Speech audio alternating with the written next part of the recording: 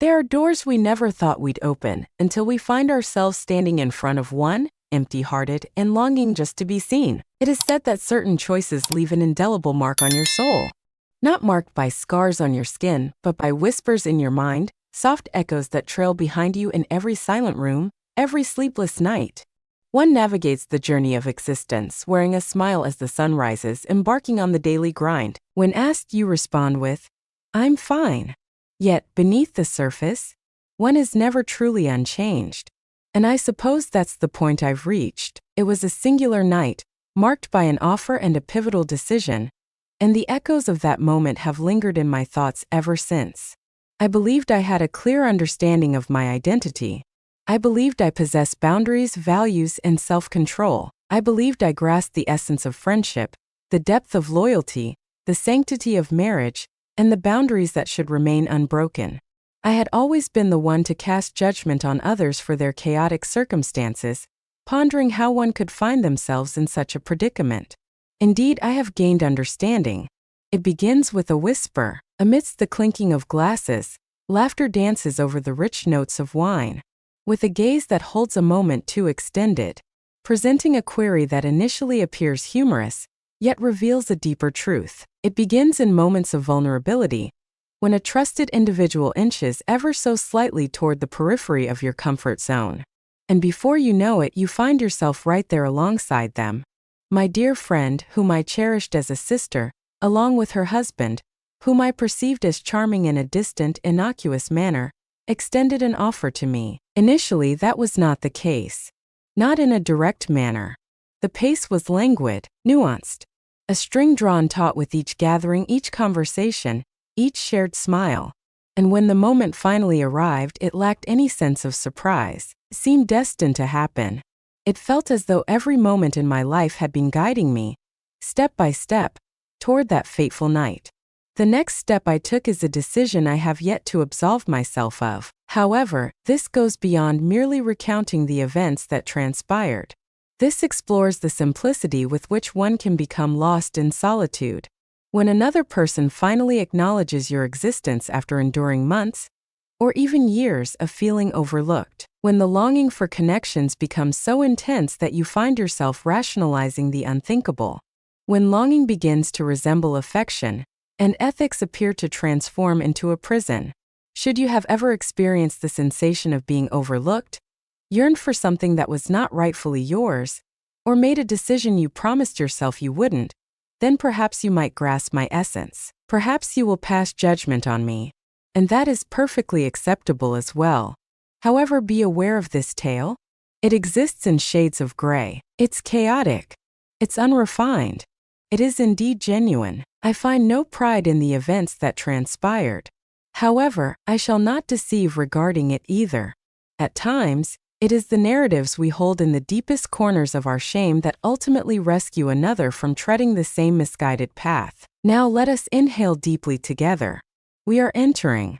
If you seek narratives that reveal the authentic facets of humanity, the messy, raw, and heartbreakingly sincere aspects, consider subscribing to Heartfelt Tales Unfold. This narrative serves as a poignant reminder of the rare understanding lived in the silence balance that exists between loyalty and desire. Let us commence. Upon my arrival, I promised myself it would be a new beginning. A fresh city, a new apartment, a world of possibilities awaits. In my mid-30s, I found myself single and emotionally shattered, reeling from a breakup that shattered more than just my heart. It shatters your sense of self, the sort that has you gazing into your own reflection, questioning the very essence of your identity. Elena was the first to infuse warmth into this place, transforming its chill into something more inviting.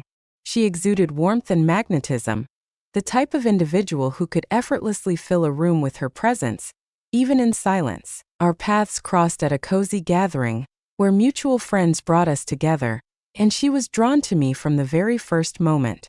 Her gaze held a certain intensity, a unique way of drawing you in, as if you held significance, as if the burden of your pain was somehow bearable.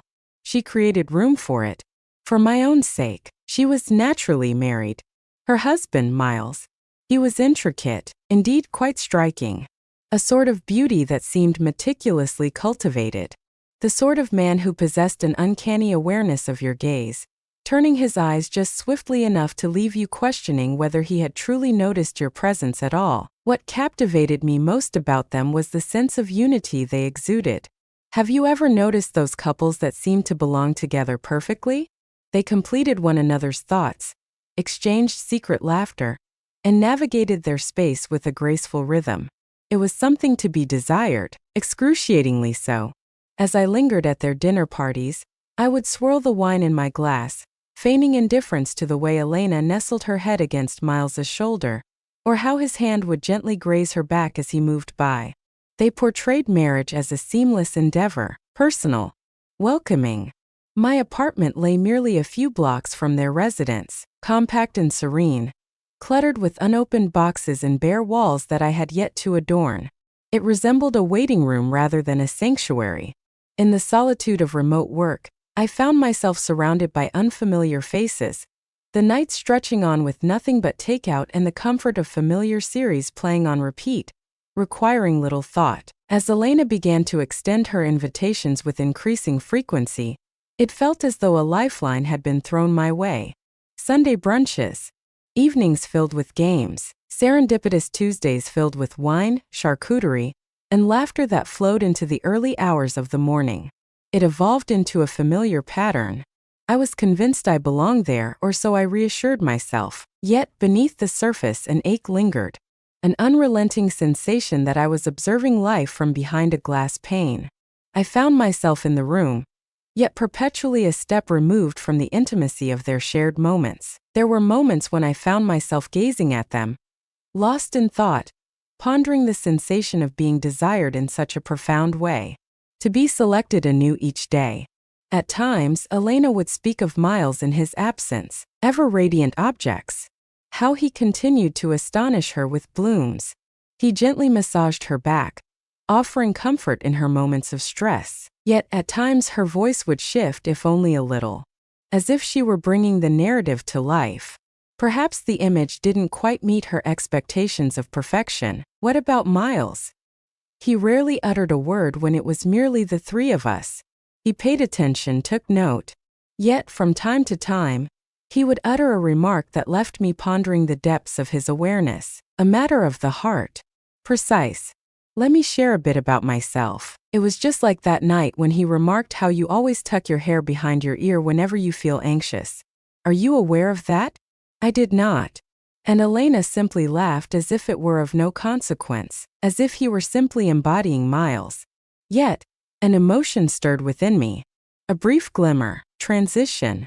Thus the journey began. Not with a resounding explosion, not a single line crossed. Yet, in those serene, unassuming instances, I experienced emotions that had long been dormant within me. Noted, yearned for, vibrant. And I loathed myself for it, for the simple reason that it was her. Elena, the singular individual who transformed this space into a sanctuary of belonging, the sole individual in whom I placed my trust. That was my belief at the very least. On a Friday evening, I recall the moment vividly, as I nearly chose not to attend. It had been one of those weeks, leaving me exhausted, drained, and barely clinging to the fraying edges of my sanity. I mentioned to Elena that I was considering a quiet evening alone, craving some solitude, yet she was adamant in her insistence. It was mentioned that it had been far too long since the three of us enjoyed a genuine evening together. There was a weight in her voice, a gravity that felt more pronounced than before. As if my presence was essential to her, I made my way there. Their home was infused with the rich aromas of sandalwood and red wine. Gentle melodies floated through the air, a soothing blend of soft, jazzy notes. The illumination was soft and muted, cozy, personal. As always, Elena welcomed me at the door with a warm embrace, a glass already prepared in her hand, while Miles, true to form, lingered in the background, offering a familiar smile. We gathered around the kitchen island, indulging in cheese and olives while savoring a wine that was far too exquisite for me to articulate. The dialogue began with a casual ease. Labor. Fellow inhabitants of the vicinity. They were eager to experience the new restaurant downtown. Elena leaned in, a grin spreading across her face, her eyes glinting with that unmistakable spark of mischief. She asked, "Have you ever pondered what truly sustains a marriage over time?" I chuckled and informed her that I hadn't quite deciphered the mystery. Her gaze shifted from Miles to me, a silent exchange unfolding in the air between us. Encounters. That is the knowledge we have acquired. The greater the surprise, the more delightful the outcome. Miles chuckled, yet it wasn't merely the sound that caught my attention. It was the way his gaze lingered on me in that moment. Not in a humorous way, not akin to a collective chuckle. He observed me intently, as if he were anticipating something. Elena continued to speak. They expressed a fondness for holding on to things. Fascinating. Explored uncharted territories, expanded horizons, delved into. And I assumed she was referring to vacations. Perhaps a fresh pursuit awaits. Yet, she remarked that often the finest treasures are those left unspoken. For a fleeting moment I stood still. There was an unsettling quality in her tone that knotted my stomach. Miles remarked with a nonchalant air that everyone has their own fantasies, don't they? A smile graced my lips. Chortled softly, I attempted to dismiss it. Then Elena fixed her gaze on me and uttered it. "You're aware, our conversations have touched upon you in the past." The words flowed with a deliberate pace, calculated, as if they had lingered on her tongue, poised for the perfect moment to escape. I chuckled once more. "Excessively loud, excessively swift," I said, "what?" in a manner reminiscent of a dream team, attempting to present it as a jest. Yet, not a single soul joined in the laughter. Elena inclined her head. "That's not the way. Not quite. Merely imaginary scenarios." Miles remained silent. Yet, his gaze remained fixed upon me. The air was thick with weight then, more substantial. I shifted the conversation, inquiring about something seemingly trivial, perhaps travel plans, though the specifics have faded from my memory. Yet, everything seemed to lose its sense of normalcy after that. A transformation in the atmosphere was palpable. An unvoiced presence had slipped into the room, and we all felt its weight, unable to ignore its existence. That night I departed earlier than I typically would, embraced Elena with fervor, steered clear of Miles's gaze. The journey home seemed to stretch endlessly, far beyond its actual length. My thoughts whirled in a chaotic dance, yet I reassured myself that their antics were merely a form of playfulness. Married couples often utter peculiar phrases at times. Perhaps the wine had spoken louder than their words ever could. Yet my slumber was fleeting. A week later, the next invitation arrived. At approximately 5 o'clock, Elena sent me a text. "Shall we indulge in some drinks this evening? Only the three of us. Are you in?" I nearly declined. My thumb lingered just above the screen. Yet solitude has a way of transforming you. It murmurs softly to you. It instills a conviction that having something is preferable to having nothing at all. Such curiosity poses no threat. I agreed. Upon my arrival this time, Miles was the one to open the door.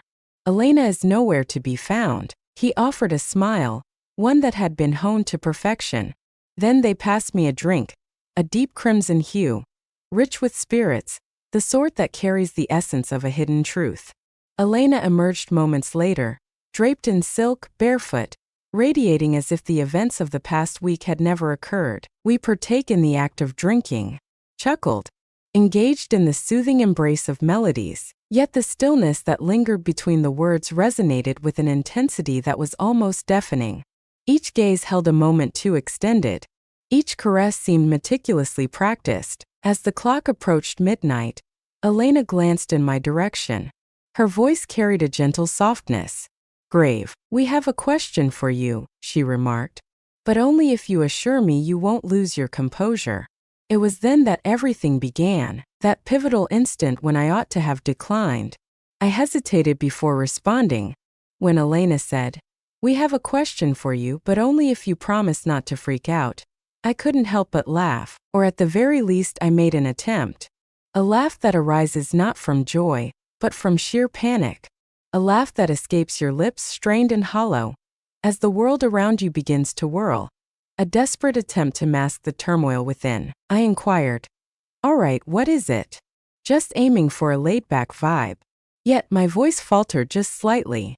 Elena cast her gaze upon Miles. Miles cast his gaze upon Elena. Then their gazes turned toward me. Their precise words escape my memory. The sensation lingers in my mind, the warmth creeping along my neck, the thrum in my ears, the staggering truth that this was no mere jest. Far from it. It was genuine. I departed shortly thereafter, attributed it to an early morning meeting, embraced Elena with an intensity that felt more profound than before, hardly cast a glance at Miles. The instant I emerged into the night, the cool air struck me with an unexpected force. Chilling stark, I hurried home as though by quickening my pace, I could escape the shadows of what had just transpired. Yet it trailed behind me, within the confines of my apartment, into my sanctuary, within the depths of my mind. Could it have been a trial? A rather peculiar game, perhaps? Were they truly earnest in their intentions? And why did a fragment of my being yearn for it to be genuine? I perched on my bed, my coat still draped over me, gazing at the wall as if it held the secrets I sought. The soft vibration of my phone interrupted the stillness. Elena. A straightforward communication. Are you all right? I chose not to respond. I convinced myself it was merely the wine. Only the wine. Perhaps they grew too at ease, or perhaps I misinterpreted it all. In the haze of low lighting and the influence of too many libations, peculiar words often escape our lips, don't you think? Yet it did not resonate that way. It seemed intentional, as if it were a familiar topic they had previously discussed. Intended. As my thoughts drifted, my mind wandered back to my former partner, concerning the betrayal he inflicted upon me with someone I held in high regard. A person to whom I had entrusted my thoughts.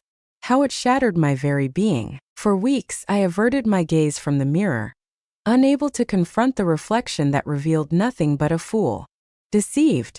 Shattered. Here I stood on the opposite side of that very line. What filled me with the greatest fear wasn't the fact that they made an offer. I stayed even when they chose to leave. I reassured myself that I was above such things. I vowed I would never become that type of woman. The individual who enters another's union as if it were an inviting threshold. The individual who intertwines solitude with desire and recognition with love. Yet the days that ensued bore a weight more profound than the ordinary. I began to steer clear of their messages, overlooked Elena's messages, ignored her attempts to reach out. One afternoon, I found myself crossing the street as I spotted Miles jogging in my direction. My heart raced with intensity. I lowered my gaze, reminiscent of a child sidestepping mischief. Yet, despite the miles that lay between us, my thoughts remained tethered to it. It lingered in my mind, a persistent shadow. What could possibly be more disheartening? It filled me with excitement. Whenever my phone illuminated with Elena's name, my breath hitched in my throat. A part of me yearned to erase her number, to sever the connection, to act as if it had all been a figment of my imagination. Yet there lingered another facet, a more profound and shadowy aspect, that yearned to discover her next words.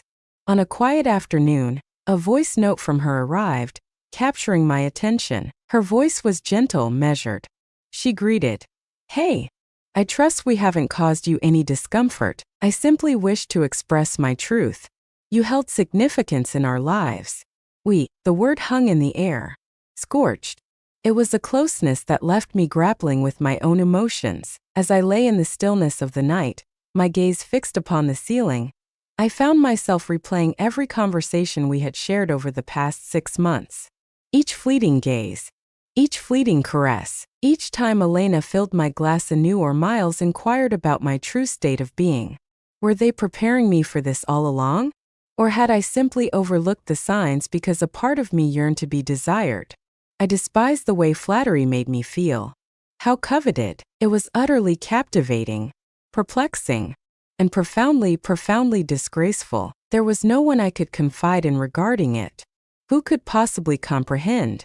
Whom could I confide in about how my best friend and her husband made me feel truly acknowledged, in a manner I hadn't experienced in years, and how a part of me was tempted to say yes? I found myself without a response. In retrospect, my inaction may have been the most perilous decision of all. 3 days later, the next invitation arrived. This time, Elena plunged right in without hesitation. Let's skip the pleasantries. Without any facade. She just sent a message, dinner. Once more, it's just the two of us. We would truly appreciate the opportunity to converse.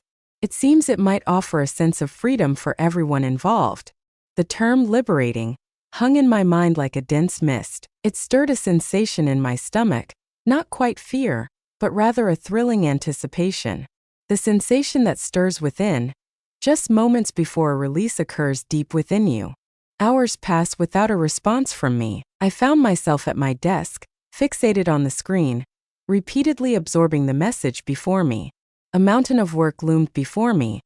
Unanswered emails, incomplete drafts, but my mind wandered, eluding focus. My mind was consumed with thoughts of what liberation signified for her, and how she perceived its meaning for me. I reminded myself once more that I would not attend, that I had firmly established my boundaries. However, as time passed, it grew late. The day gracefully transitioned into evening. The apartment seemed to shrink, an echo of emptiness settling in as the sun dipped below the horizon, just as it always did. Without a moment's hesitation, I grabbed my coat.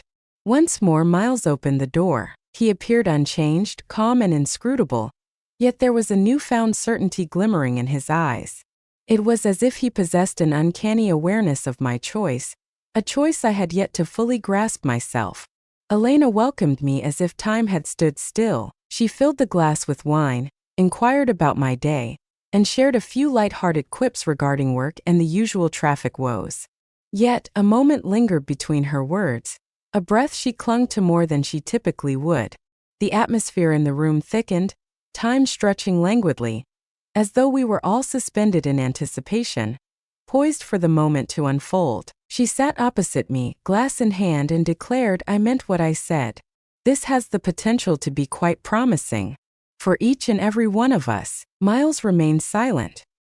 He observed me with a serene curiosity. His silence conveyed more than any words he might have uttered. My throat felt parched. I inquired, "What precisely is it that you wish to know from me?" Elena inclined her body, eager and attentive. Her voice softened, yet carried a purposeful weight, not inquiring, merely presenting. "Your trust is placed in us. Perhaps if you so desire, this could serve as a sanctuary, without any judgment. Take your time. Only liberation." Words eluded me, not due to fear, but rather the absence of it. That frightened me more than anything else. That night, the subject remained untouched between us. We returned to laughter, dinner, and music once more. Yet the current beneath us has remained ever present. It resonated with a vibrancy, a pulse of energy just beneath the surface. Each look seemed to challenge the very air between us.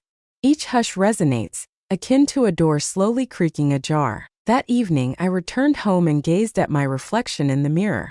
Not precisely gazing at my visage. It feels akin to a quest within the depths of my own gaze, something I had misplaced or perhaps never truly understood. In the workplace, I felt utterly ineffective, utterly detached. I found myself reading the same sentence 5 times, yet the meaning eluded me completely.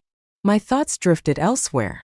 I conjured visions in my mind, situations, their hands, their eyes. What would it be like to enter a realm of the unknown, a place I couldn't grasp, yet yearned for with an intensity that pierced my very being? My perception of Elena began to shift, beyond the bounds of friendship now. Yet, as a woman who observed me, my solitude, my yearning, my embarrassment, and remained unfazed, she possessed knowledge of my secrets that I had never shared with a soul. She had stood by me during the depths of my sorrow. She cradled me in her arms as tears streamed down my face, heard me when I admitted that it had been more than a year since I had felt a gentle touch. I longed for the sensation of being desired so intensely that it caused a deep ache in my chest. Had she meticulously tucked those pieces away, one after another, in anticipation of this moment? Or had I, without realizing it, bestowed them upon her? Did my desire for it signify a betrayal of her trust? Or was she the one who crossed the threshold first? When I returned, it was as if every moment had been meticulously planned. The illumination had softened. The soft glow of candles flickered to life.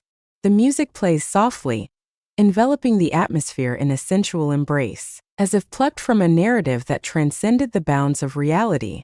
Elena passed me a glass of wine and guided me down the hallway, engaging in light conversation, as if she weren't on the brink of turning my world upside down. She approached the door at the end of the hall and turned the handle, anticipation swirling within her. Initially, I perceived it as a guest room. Yet, there was an unmistakable sense of purpose woven into every aspect of it. The illumination, the linens, the subtle aroma of something sugary, perhaps jasmine, plush cushions, muted lighting, a bottle of wine resting on a tray beside the bed, perfectly chilled. She remarked, merely as a precaution, "Take your time." I entered without a second thought. Merely a single step, sufficient to sense the cozy embrace of the space, the silence, the closeness. I reassured myself that I was merely browsing, simply inquisitive. Yet the door shut firmly at my back. Then, in an instant, everything transformed. The following time, I acted without a moment's pause. An invitation was unnecessary for me. I stepped into their home as I had countless times in the past. Yet this evening, I was acutely aware of the path the night would take. My heart thundered within my chest, yet my feet remained unwavering. There existed neither idle chatter nor the facade of a meal, wine, or mirth, merely fleeting looks that conveyed deeper meanings than any spoken phrase ever might. Elena grasped my hand. She reached for my hand, firm, deliberate, known well to me. Yet there was an unmistakable shift in the atmosphere, a sense of purpose woven into every detail. Electrified. Without uttering a single word, she guided me down the hallway. Miles trailed behind, a silent specter in our midst, his demeanor steady and unwavering. The door stood ajar. The candles flickered softly against the walls, their warm glow spilling gold onto the sheets, while shadows waltzed into the corners. The room was infused with the sweet scent of vanilla, mingling with an inviting warmth, a fragrance that envelopes you, drawing you into its depths. I refrained from asking questions. I remained silent. As I entered the room, a sense of anticipation washed over me. Elena pivoted to meet my gaze, her eyes probing into mine. Her lips remained uncurled. Not quite. Possessed a gentler quality, something where understanding lived in the silence. She reached for my face, her fingers where understanding lived in the silently brushing my hair back as she whispered, "You're safe." Miles lingered in the shadows, silent and observant. Once more her gaze met mine. "This is what we desire. Your presence is desired." And I released my grip. I ceased my struggle against the thoughts, the guilt, the hesitation that had ensnared me in a web of turmoil for weeks. I surrendered to the moment. I surrendered myself to it. Each caress, each inhalation, each gesture. Indeed, it was entirely consensual, yet it carried a certain gravity. Silent truths we hesitated to articulate. This kind of thing alters everything. Some moments are simply irreversible. Indeed, there was a fervent intensity. Yet, it transcended mere physicality. It was an essence that ran far beneath the surface. Unknown. We weren't merely crossing boundaries. We were obliterating them. We entered a realm that felt unfamiliar yet oddly tender, wholly original, and exquisitely where understanding lived in the silence. In that moment, I experienced a torrent of emotions all at once. A longing that seared deep within the marrow, confusion coiled in my chest, swirling like smoke. The guilt pierced through me, a sharp sting lingering even as I shut my eyes. Yet I pressed on, not when Elena's touch felt as if she understood every scar I bore. Not when Miles's fingers glided over my skin, as if he had been anticipating this moment for an eternity. Not even when my heart murmured that this would exact a price you could never reclaim. In that moment, indifference enveloped me. I simply yearned to experience emotion. Yearned for desire. Secured. Selected. And for the first time in years I finally did. I stopped resisting the questions within me. For once I allowed myself to simply feel. Join us now for the unfolding of heartfelt tales. Prepare to be astonished by the rapid turn of events that follows. The following morning was tranquil. excessively motionless. Silence reigned, devoid of laughter, music, or the familiar clinking of mugs in the kitchen that once filled the air. Only silence lingered, heavy and uncomfortable, pressing against the walls as if it were aware of our actions. I rose before they did. Perhaps they had been awake all along, merely feigning slumber. I remained in that position for what felt like an eternity, gaze anchored to the ceiling above. The blanket enveloped me, drawn up to my chin, as I sought to steady my breath. My heart raced, yet it felt different from the rhythm of the previous night. In this moment it was the weight of shame, weighty, thick, as if it had woven itself into the very fabric of my being during the hours of slumber. I finally rose, adorned in quietude, and crept through the corridor as if I were an unfamiliar soul in a realm once familiar. Elena stood in the kitchen, her back to me, as she poured the coffee. She remained focused, her gaze fixed ahead as I entered the room. "Good morning," I remarked. She inclined her head in agreement. "Good morning." That was the moment. There was no smile. There is an absence of warmth. Only two syllables linger in the atmosphere, descending softly and landing heavily between us. A moment later, Miles made his entrance. Wrinkled shirt, weary eyes. He cast a fleeting look in my direction, then turned his gaze beyond me as if I were invisible. The very man who had pressed his lips to mine as if my presence was essential for his survival less than 12 hours prior now found himself unable to meet my eyes. I experienced a sensation akin to weightlessness. It felt as though I had detached from my own being, observing an awkward, fractured reflection of myself struggling to navigate their world. I muttered a vague excuse about needing to leave and reached for my coat. Elena guided me to the door, yet there remained an absence of eye contact. "Text me when you get home," she said. I inclined my head in agreement. Yet she did not linger for the message. In the days that followed, the silence only deepened. No morning humor. No unnecessary check-ins. There are no invitations. Her messages, when they came, were succinct, respectful, nearly frigid. "Apologies, but I'm quite occupied today. Perhaps in the coming week. I trust this message finds you well. What a whirlwind of a day. Will reach out to you later." Yet she never did. The silence resonated more profoundly than any clash ever could. I found myself lost in the uncertainty of my own identity. Is it a friend? Is it an error? A remorse they sought to conceal from view? I began to scrutinize every detail, each fleeting instant, each caress. Did it truly happen? Or merely a fantasy they felt compelled to explore? Was I merely a subject in an emotional experiment? A fleeting excitement? The bewilderment morphed into a sense of bitterness. Not quite rage, but rather a deep hurt, cloaked in the guise of pride. And then arrived the much-anticipated brunch. It had been a week, perhaps even longer, since our last encounter. Elena reached out unexpectedly, as if nothing had transpired between us. A handful of us mentioned that we would be gathering at our regular haunt. I nearly chose to stay away. Yet, it was curiosity, or perhaps a flicker of hope, that ultimately prevailed over my better judgment. Upon my arrival, she had already made her presence known. Brilliant as always, chortling with delight. Beside her, there was an unfamiliar presence. A woman unfamiliar to me, playful and teasing, radiantly stunning. A beauty that exists effortlessly, untouched by filters or artifice.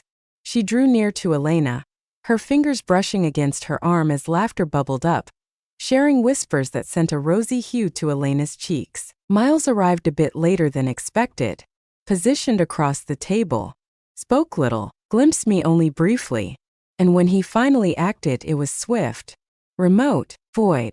In that moment, I understood that whatever transpired that night had come to an end. I was not extraordinary. I was not selected. I felt detached from a more profound connection. I was merely a page in a story they had long since turned away from. Perhaps my presence was never intended to linger in their stories. Perhaps I was merely a fleeting moment. That realization struck deeper than I ever imagined it could. That night plays on a loop in my mind, repeatedly. A loop from which I cannot break free. It feels as though, with just one more perspective, I might finally grasp the true essence of what transpired. Yet, It only serves to plunge me further into the depths of uncertainty. Did they take advantage of me?